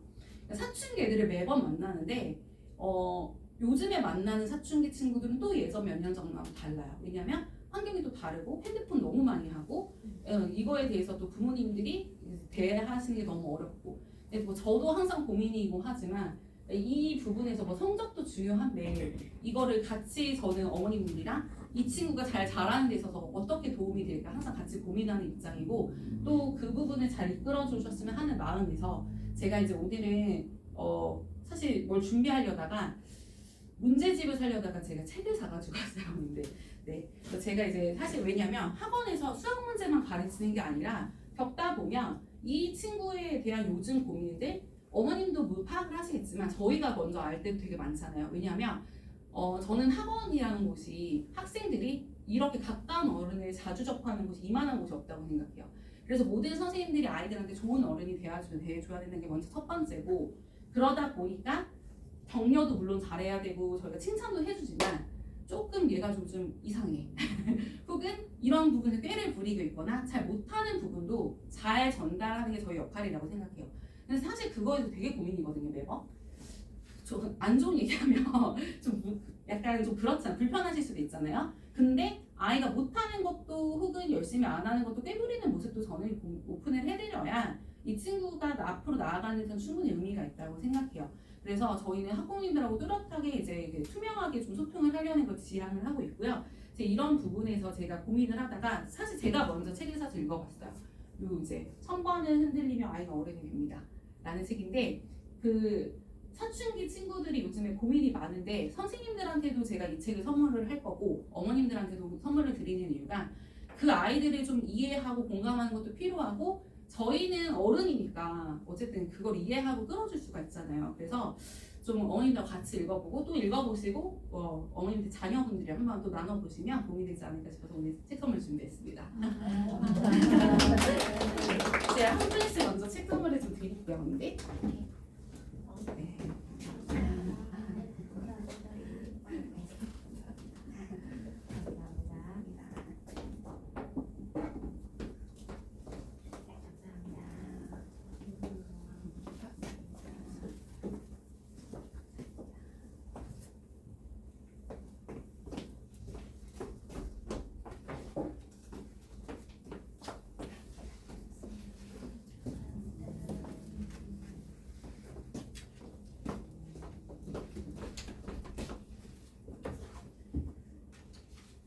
네, 저희 이제 지금부터 시작해서 이 시험을 거쳐가지고 이 학기를 잘 할 건데 어머님들한테 앞에서 말씀드린 당부의 말씀이 있었는데 가정에서 친구가 옆에 친구가 아니라 어제 나와 비교하면서 학생들이 스스로 긍정적으로 성장하길 바라고요. 결과보다는 제도전을 칭찬해주면서 저희가 수학은 진짜 원래 재미가 없고 되게 힘든 과목이거든요. 근데 하고 있다는 것 자체로 많이 칭찬을 해주시면 더 긍정적으로 성장하지 않을까 싶습니다. 그래서 제가 오늘 어머님들하고 이 책을 나누고 싶었던 이유는 이렇게 옆에서 저희도 충분하게 조력자 역할을 잘 하면서 아이가 또 성장해서 자기 자리를 잘 찾아갈 수 있도록 옆에서 많이 응원하는 샘마루가 되도록 하겠습니다. 오늘 감사합니다. 네. 제가 목이 좀 이렇게 가라앉았는데 그쵸? 마이크가 안 돼가지고 죄송합니다. 네, 어머님들 일단은 저희 오늘 설문지 작성 먼저 해주시고요. 설문지 작성해 주신 다음에 밖에 제출해 주시면 수강료 할인권 증정 도와드리도록 하겠습니다. 네, 네 이쪽에 있어요. 올해 1학년은 어때요? 올해 1학년들이요? 학생들이요? 근데 보셨으니까 아실 텐데. 네, 올해 1학년 근데 사실은 어떤 아이들이 특별히 잘한다 이런 것보다 전체적인 분위기로 저희가 네. 봤을 때는 사실 이제 중상위권이 많이 실종된 느낌이기는 해요. 근데 이게 모든 학교에서의 문제라고 하는 건데 제가 사실 학습 태도라던가 이런 걸 되게 자꾸도 말씀을 드리는 이유가 그거에 대해서 되게 열심히 하고 자기 걸 잘 챙기는 일부의 친구도 있지만 나머지 친구들은 조금 공부에 대해서나 학습에 대해서 기본적인 부분에 조금 안 하는 친구도 되게 많아진 게 중상위권 친구들 분위기예요. 그러다 보니까 제가 느끼는 걱정하는 건 뭐냐면 학교에서 우리 친구들은 선생님이 얘기해주고 우리가 얘기하는 것보다 옆에 있는 애들이 영향 많이 받을 거거든요. 근데 학교에 활동하면서 이 공부를 한다는 거를 자체를 그거 왜 해야 돼? 라고 하는 친구들이 많아졌다는 얘기예요. 이거는. 네, 그러니까 열심히 하고 있는 우리 친구들이 더 외로운 상황에 자꾸 놓일 수 있어요. 그게 저는 걱정인 게 고등학생들을 보더라도 1등급의 최상위권 1부는 되게 열심히 해요. 그리고 어디다 갖다 놔도 열심히 하는 애들 걱정 안 한다고 하지만 얘네가 점점 더 외로운 상황이 와요. 자기 진로에 대해서 고민하고 뭔가 열심히 그걸 갈고 닦는 게 그게 당연한 거잖아요. 근데 그런 아이들을 약간 저거를 이상하게 보는 그 분위기? 근데 그런 게 생겨버리면 아이들이 안 좋은데 우리 지역의 문제가 아니라 전국적인 분위기예요. 왜냐면 애들이 효율을 굉장히 따지고 뭔가 요령껏 해서 좋은 성과를 내는 게 잘하는 거지 이거를 정석대로 꾸준하게 갈고 닦아서 잘하면은 좀 약간 별로 이렇게 멋있게 보지 않는 거죠. 애들 말로는. 그런 분위기가 있다 보니까 당연히 잘하는 부분들을 그 중요한 가치라고 생각하고 정직하고 성실하게 계속하는 거 그거 약간 애들 입장에서 약간 이렇게 좀 그렇게 생각할 수 있어요. 그러니까 저는 이거를 주변에서 계속 환경을 많이 만들어주고 자꾸 거기다 던져주셔야 되는 게 주변에 그런 애들은 계속 많아질 테니 그 안에서도 자기 중심을 잘 찾아가도록 해주셔야 되고 계속 격려하시고 그게 맞다고 얘기를 해주셔야 돼요. 근데 그 안에서 너무 더 강한 프레스를 주거나 이제 그래도 너는 이렇게 하는 게 애들이 잘 받아들이기 힘들 수가 있어요. 그래서 저도 상담할 때 요즘 너무 많이 힘들더라고요. 네, 그런 부분 때문에. 네. 다른 애들 안 하는데 나는 이 정도 하면 나쁘지 않은 거 아니야? 나쁘지 않은 게 아니잖아요. 그쵸? 그 말을 듣는데 저는 네. 언니가 중3인데 또 네. 달라요. 그쵸.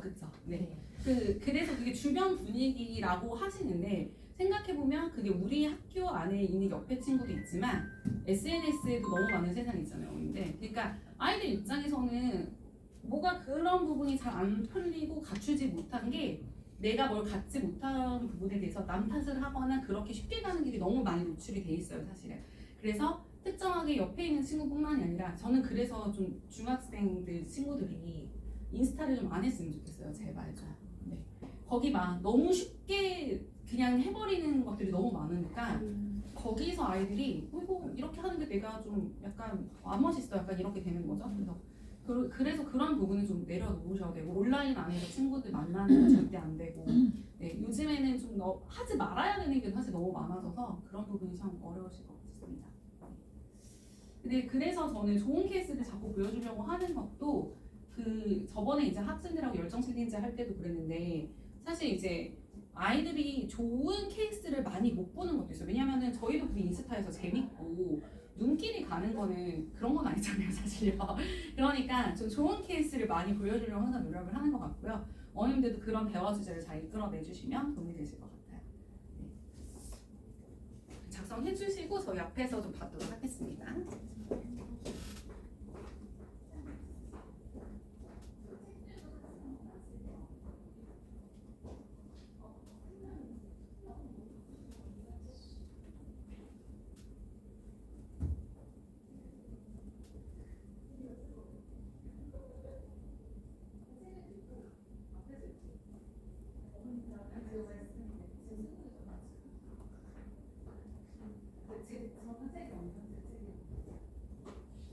얼굴 가리지 앞에서 찍으면 근데 저희 책 받으신 거 이렇게 사진 한번 찍어도 될까요? 얼굴 가리셔도 돼요. 책은 살짝 얼굴 가리시고 저희 앞에 저희 팀장님 보고 저 뒤에서 이렇게 말씀 너무 잘 들으시네요. 하나, 둘, 셋. 너무 좋아요. 감사합니다. 너무 협조를 잘해주셔가지고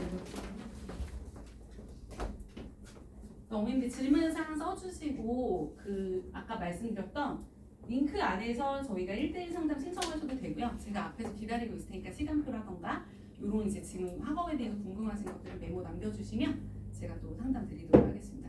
오늘 참석해 주셔서 감사합니다. 감사합니다.